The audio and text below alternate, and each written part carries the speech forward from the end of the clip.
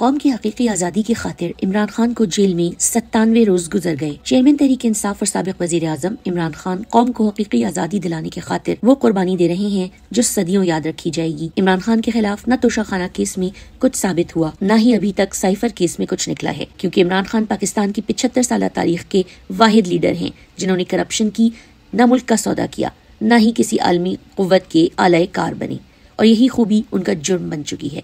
عمران خان تمام تر مصیبتوں اذیتوں کے باوجود سخت ترین جیل میں بھی جھک نہیں رہے، نہ ڈیل کر کے بھاگ رہے ہیں۔ قوم عمران خان کی اس قربانی پر ان کو سلام پیش کر رہی ہے اور ہر پروپیگنڈا مسترد کر کے ان کے شانہ بشانہ کھڑی ہے۔ عمران خان کو توڑنے کے لیے اب ان کی بیگم کو نشانہ بنائے جانے کا امکان۔ عمران خان جیل میں عزم و استقامت کی اعلیٰ مثال بنے ہوئے ہیں، اس لیے اب ان کو توڑنے کے لیے ان کا کم ظرف دشمن پستی کے نچلے درجے پر پہنچ رہا ہے۔ نیب کے ذریعے بشرا بیگم کو نشانہ بنانے کا منصوبہ سامنے آیا ہے۔ 190 ملین پاؤنڈ اسکینڈل کی تحقیقات میں بشرا بی بی کی حیثیت تیسری بار تبدیل کر دی گئی ہے۔ آغاز بطور گواہ طلبی سے ہوا، پھر ملزمہ کہہ کر بلایا گیا، پھر نوٹسز میں حیثیت لکھنا ختم کیا گیا، اب پھر سے ملزمہ لکھ دیا گیا ہے۔ نواز شریف کو بڑے بڑے جرم معاف، عمران خان کا جج دھمکی کیس ہی ختم نہیں ہو رہا۔ خاتون جج دھمکی کیس چیئرمین عمران خان کے خلاف معافی مانگنے کے باوجود جاری ہے۔ آج بھی اس کیس کی سماعت ہوئی، مگر وکلاء کی عدم موجودگی کے باعث سماعت 28 نومبر تک ملتوی کر دی گئی۔ انصاف کا دوہرا معیار دن بدن کھل کر سامنے آتا جا رہا ہے۔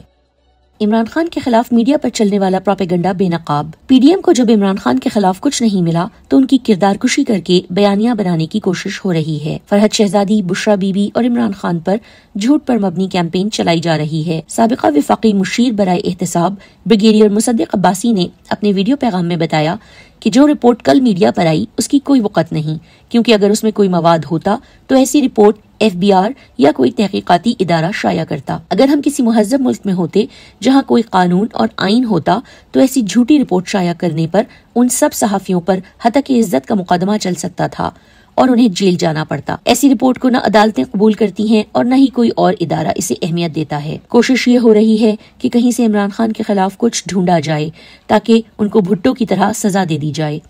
فرحت شہزادی کے خلاف اگر ان کے پاس ثبوت ہیں تو 16 مہینے کی حکومت میں کوئی کیس کیوں نہیں چلا؟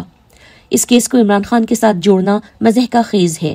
عمران خان نے کرپشن کو کبھی معاف نہیں کیا، چاہے اس کا تعلق ان کی اپنی پارٹی سے ہی کیوں نہ ہو۔ انسداد دہشت گردی عدالت لاہور میں جناح ہاؤس سمیت 9 مئی کے جلاؤ گھیراؤ کے مقدمات میں شاہ محمود قریشی کی عبوری ضمانتیں بحال کروانے کی درخواست پر سماعت۔ درخواست گزار کے وکیل نے درخواست پر جزوی دلائل دیے۔ عدالت نے شاہ محمود کے وکیل سے مزید دلائل طلب کر لیے۔ عدالت نے سماعت 21 نومبر تک ملتوی کر دی ہے۔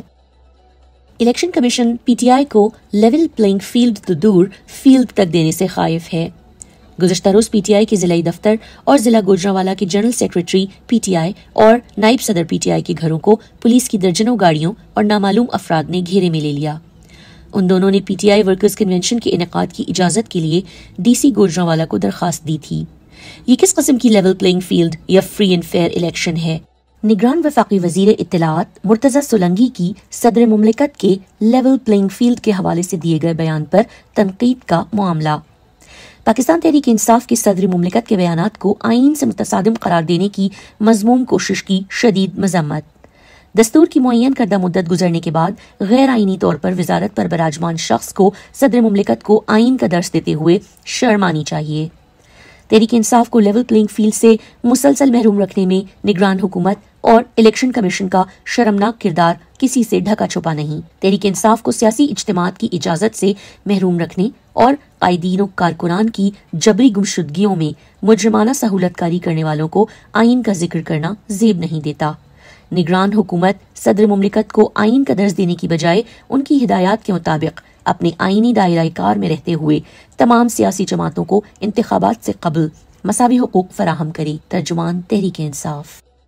میاں اسلم اقبال کی تقریر جس کی وجہ سے وہ نشانہ ہیں۔ انہوں نے نون لیگ والوں کو مخاطب کرتے ہوئے کہا تھا، پیسے کی لت تم لوگوں نے ڈالی ہے، تم لوگ پیسے لگاتے ہو پھر اس سے پیسے کماتے ہو، تم نے میری نسلیں خراب کی ہیں۔ ان گندے لوگوں نے جو کہتے ہیں ووٹ کو عزت دو، یہ ووٹ کو عزت نہیں دیتے، یہ پیسے کو عزت دیتے ہیں، یہ نوٹ کو عزت دیتے ہیں۔ یہ کہتے ہیں ہم نے عمران خان کے اوپر لال دائرہ لگا دیا ہے۔ آج اللہ کی طاقت نے ان کے اوپر لال دائرہ لگا دیا ہے۔ आज ये जमीन बोस हो गए हैं। इलेक्शन कमीशन की लेवल प्लेइंग फील्ड का पोल फिर खुल गया। पीटीआई को 12 नवंबर को कराची में इंतखाबी जलसा या कॉर्नर मीटिंग करने की इजाजत अब तक नहीं दी गई। ये एक सियासी पार्टी के आईनी और जमहूरी हक की खिलाफ वर्जी है। ये 25 करोड़ अवाम के हक पर डाका डालकर एक इश्तिहारी मुजरिम को जबरदस्ती मुल्क पर मुसल्लत करने की कोशिश नहीं तो और क्या है। तहरीक इंसाफ की निहत्ती खवातीन के खिलाफ पुलिस के बेबुनियाद इल्जामात। अदालतें एक केस में खवातीन कैदियों को रिहा करती हैं तो पुलिस हर धर्मी का मुजाहिरा करते हुए नया मज़हका खेज केस बनाकर फिर गिरफ्तार कर लेती है। सनम जावेद के खिलाफ नया जाली case Zaman park petrol bomb फेंकने का बनाया गया है, जिसकी समाअत आज हुई और इंसदाद दहशतगर्दी अदालत ने सनम जावेद का 3 रोजा जिस्मानी रिमांड मंजूर कर लिया। जबकि खदीजा शाह के केस में भी आज भी पुलिस चालान पेश न कर सकी। अदालत ने 13 नवंबर तक समाअत मुलतवी कर दी। 6 माह से गैर कानूनी तौर पर कैद तहरीक इंसाफ के वर्कर्स का इंतजार मजीद लंबा हो गया। इंसदाद दहशतगर्दी अदालत लाहौर जिना हाउस हमला केस में नामजद 129 मुल्जिमान की दरखास्त जमानत पर समाअत मंगल तक मुलतवी कर दी। पुलिस की जानिब से मुकदमे का रिकॉर्ड आज भी अदालत में पेश न किया गया।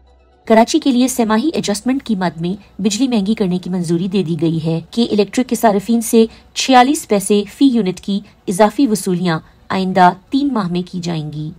नाम निहाद क्रैकडाउन के बावजूद महंगाई मुसलसल बेकाबू। मुल्क में महंगाई की मजमूई शरह 29.73% तक पहुँच गई। एक हफ्ते के दौरान 20 अशियाई जरूरत महंगी रिकॉर्ड की गयी।